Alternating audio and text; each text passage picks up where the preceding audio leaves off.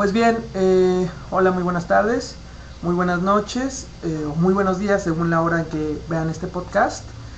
Para mí es muy interesante el poder brindarles en este momento de su primer curso de criminología las bases principales por las cuales la ciencia criminológica se ha ido estableciendo, ha ido cerrando distintas cuestiones metodológicas, distintas cuestiones de apreciación de la conducta antisocial, desviada, anormal, que iremos viendo este tipo de clasificación de conceptos en lo que realmente atañe a la criminología y lo que es funcional para el estudio de la criminología. Eso es realmente algo muy básico, muy importante.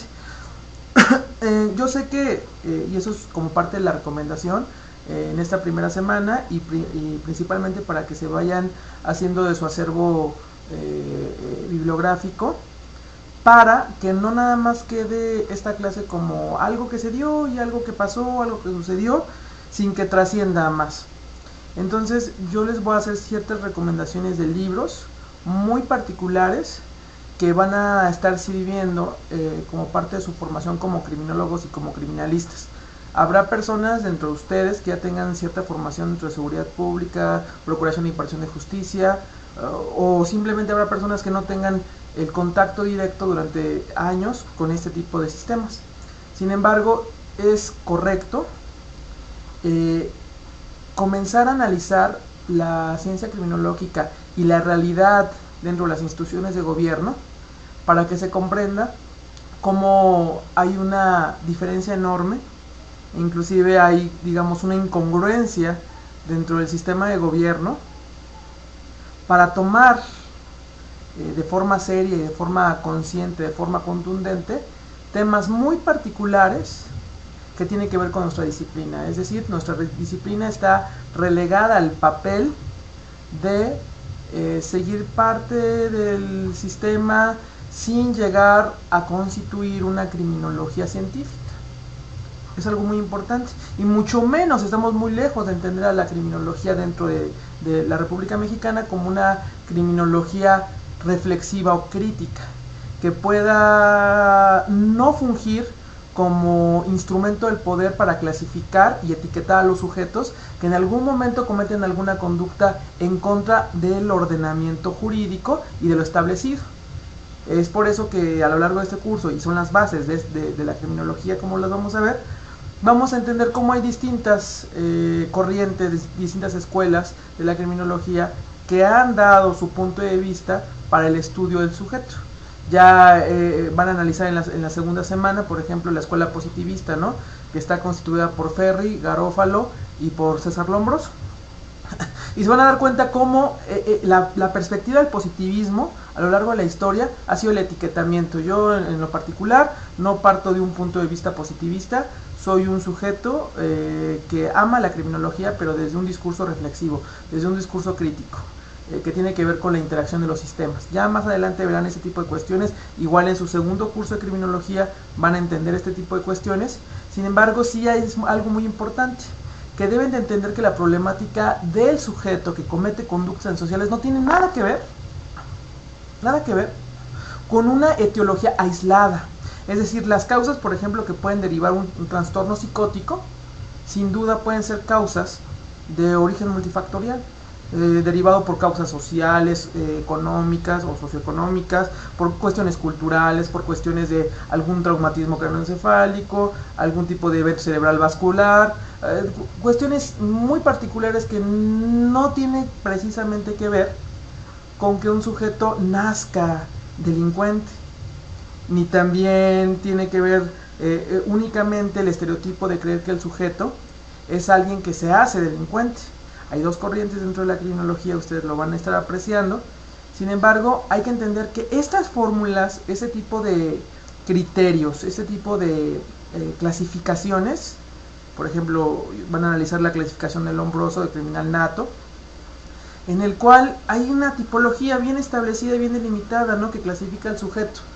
Desde un discurso, yo considero un discurso racista, de clasificar a los sujetos con cierta estructura biotipológica y con ciertas características craneanas y con ciertas características faciales y cuestiones que tienen que ver con segregación social para entender la comisión de un delito. Entonces yo creo que no va por ahí el asunto.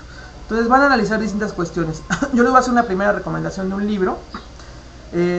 Como les he comentado, dentro de la criminología mexicana estamos muy poco avanzados, ¿no?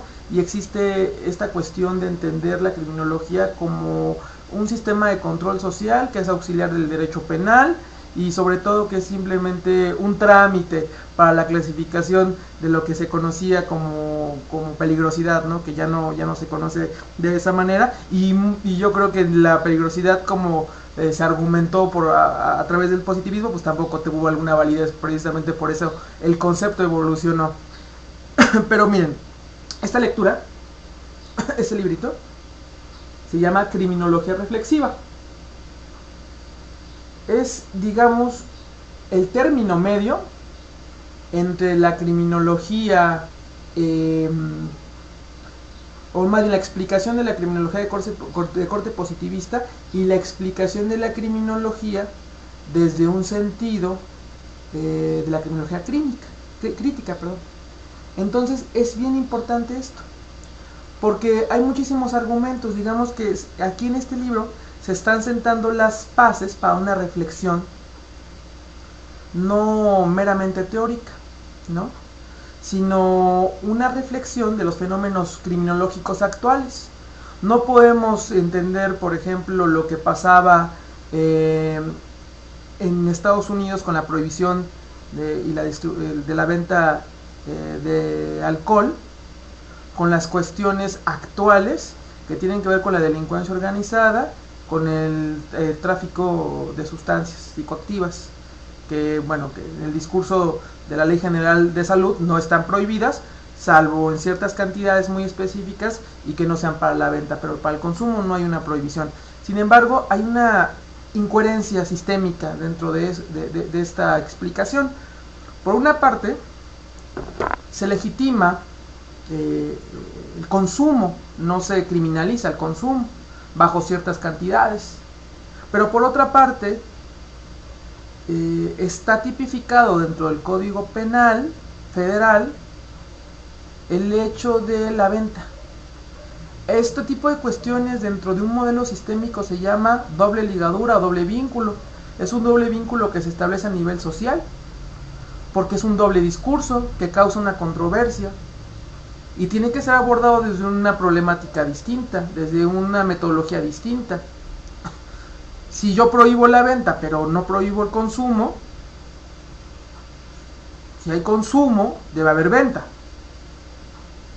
Si a esto, a la política, lo que vamos a conocer como la política criminal, es decir, todas las reglas, regulaciones, leyes, cuestiones que van a controlar el fenómeno del delito, el fenómeno de la criminalidad, yo como gobierno las hago de forma coercitiva, es decir, no tratando de ajustarme a los modelos de bienestar social, sino a los modelos de castigo, pues entonces lo único que voy a causar es lo que actualmente en el país está ocurriendo. Cuestiones de choque entre distintos grupos de la delincuencia organizada, infiltración de grupos de la delincuencia organizada dentro de las estructuras de gobierno, aumento del consumo de las drogas psicoactivas, el fenómeno de la violencia, y de otras modalidades que van surgiendo de la delincuencia organizada, no nada más el tráfico de sustancias, sino por ejemplo la trata de personas con fines de explotación sexual o los fines de explotación laboral.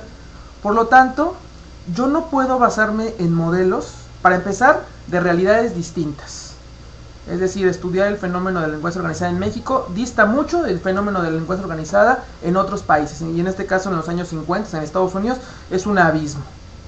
Sin embargo, la historia sirve precisamente para comprender estos fenómenos y sirve precisamente para no caer en estas cuestiones de reciclar y repetir la misma estrategia fallida. Si en México estamos entendiendo que la criminología no nada más estudia al sujeto como alguien etiológicamente disfuncional, como alguien enfermo, y que hay muchas causas que derivan el hecho de la conducta antisocial, bueno, pues también hay que entender que los modelos que se tienen que aplicar y explicar y argumentar dentro de un sistema social tiene que ir adecuado a la realidad. Entonces, la criminología es muy vasta, ¿sí? No nada más tiene que ver con el clasificar a un sujeto, sino tiene que ver muchas cuestiones como de reinserción, tiene que ver con muchas cuestiones de políticas de prevención, política criminológica, cuestiones de saber las causas, el saber el tratamiento que se le va a asignar al sujeto, pero desde un enfoque integral. Entender al sujeto no como un ente único. Por ejemplo, aquí yo les voy a decir de manera rápida, yo, sujeto, tengo una estructura biotipológica, ¿sí? Tengo nariz, tengo dos ojos, tengo oreja, cabello, orejas, cabello, tengo, bueno, etc., lo que tenga. Pero yo no nada más soy un ser biológico. Dentro de mi cerebro, o más bien sí dentro de mi cerebro, en la interacción entre las neuronas, hay distintos procesos.